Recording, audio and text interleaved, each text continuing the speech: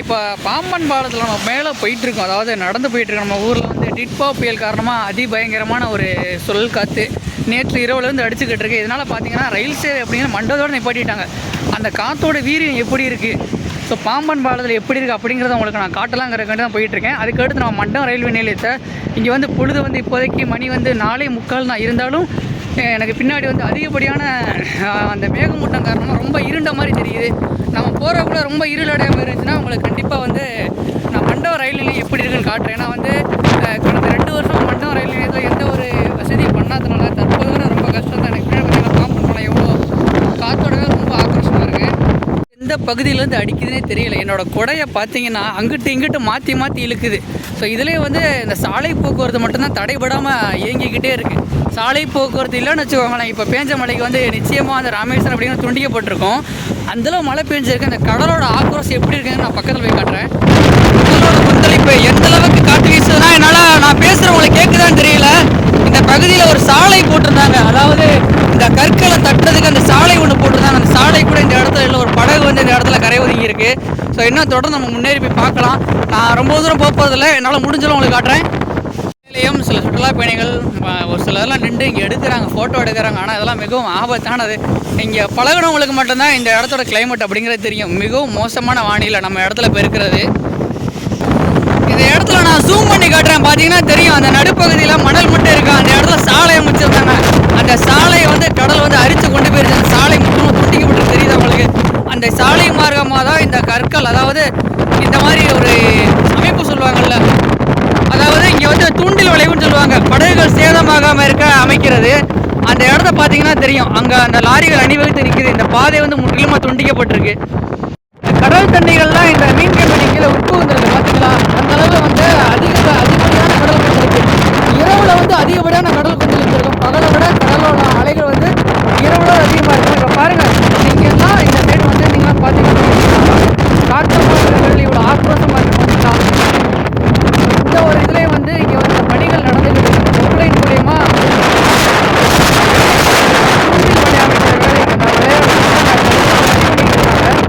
இருந்தாலும் இந்த மாதிரியான பாரம்பரியனால வந்து வேலை நடந்துக்கிட்டு இருக்கு. வந்து மலைத்துளி எங்கிட்டு வருதுன்னே சொல்ல முடியல மக்களே. இந்த கடலோட ஆக்ரோஷத்தை பாருங்கள். அந்த மையப்பகுதி போக முடியாட்டே ஒரு கொஞ்சம் தூரம் போய் நான் எந்த மாதிரி இருக்குது அப்படிங்கிறத உங்களுக்கு காமிச்சிடுறேன். இப்போ என்னாலே நடந்து செல்ல முடியல, அந்தளவு அதிபயங்கரமான காத்திருக்கிய தலையிடல தெரியுது. இந்த இடத்துல நிற்கும்போது அந்த காற்றோட இது வந்து நம்மளால் ஃபீல் பண்ண முடியுது. ஸோ காற்று இல்லாத அந்த மறைவுக்குள்ளே நிற்கிற இந்த இடத்துல. ஸோ இது போனீங்கன்னா காற்று எந்தளவு அடிக்கும் பார்த்தீங்களா.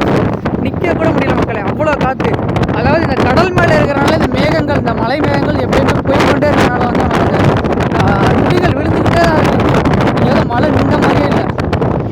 புதிய பாம்பன் பாலம் திறந்ததுக்கப்புறம் வந்து முதல் தடவையாக ஒரு அதிதீவிரமான புயலை நினைக்கிறோம். ஆனால் இதுக்கு முன்னாடி வந்து புயல் போனவங்க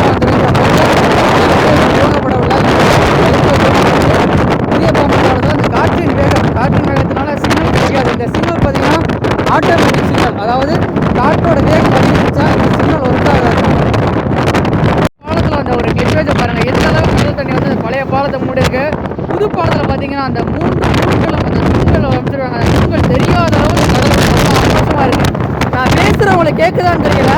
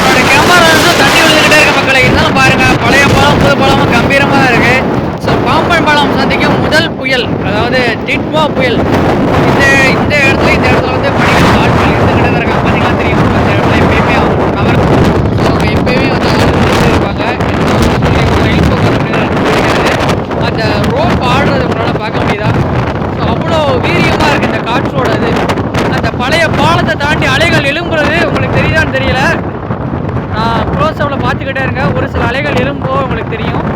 ஸோ பழைய ட்ரெயின் தான் கண்டிப்பாக வந்து மிக ரொம்ப பயம். இதை பார்த்தீங்களா, எலும்பிடுச்சு பார்த்தீங்களா? ஸோ இந்த மாதிரி தான் பயங்கர தாக்குதல், பயங்கரமான ஒரு இதாக இருக்குது. ஸோ இந்த சைடு வந்து இந்த காற்றோட இறைச்சி அப்படிங்கிறது கொஞ்சம் ஓகே அப்படிங்கிற சைடு பார்த்தீங்கன்னா தெரியும். அந்த நிறையா இருந்த இடம், அந்த வீடு இருந்த இடம்லாம் பாருங்கள் இந்த அளவு எவ்வளோ பாதிப்பு, அவ்வளோ ஆட்டம். ஸோ அந்த படகுகள்லாம் அதே மாதிரி அங்கே நிப்பாட்டியிருக்காங்க பார்த்தீங்களா? காற்றோட வேகம்லாம் அப்படி இருக்குது.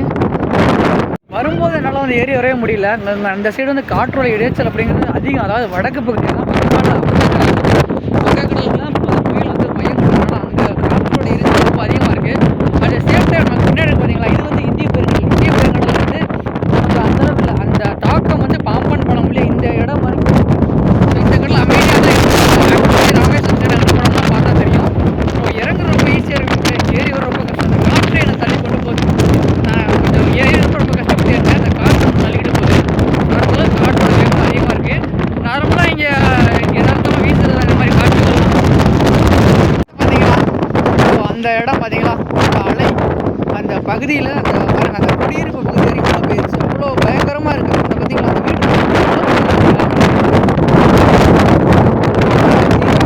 புயல் நம்மளை நெருங்க ரொம்ப குறைவாக இருக்குது. இவ்வளோ பாதிப்பு புயல் நெருங்கி வரும்போது எவ்வளோ பாதிப்பு, அந்த புயல் நிறைய கிடக்க போகிறதுல எவ்வளோ பாதிப்பு இருக்குன்னு தெரியல. ஸோ இருந்தாலும் இந்த மழையோட தாக்கம் வந்து எல்லா இடத்துலையும் இருக்குன்னு சொல்கிறாங்க.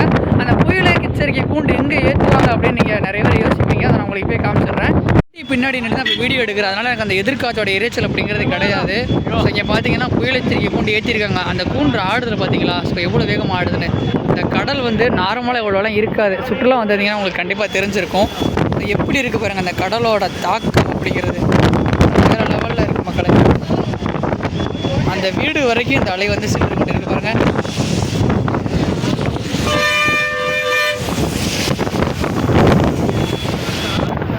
இந்த ஒரு விஷயத்தில் தடைப்படாத ஒரே விஷயம் நான் அப்போயே சொன்னேன்னா சாலை போக்குவரத்து மட்டும்தான் ராமேஸ்வரத்தை இணைச்சிக்கிட்டே இருக்குது. ரயில் போக்குவரத்து அப்படியே முற்றிலும் நேற்று இரவுலேயே துண்டிச்சிட்டாங்க ரயில் போக்குவரத்து.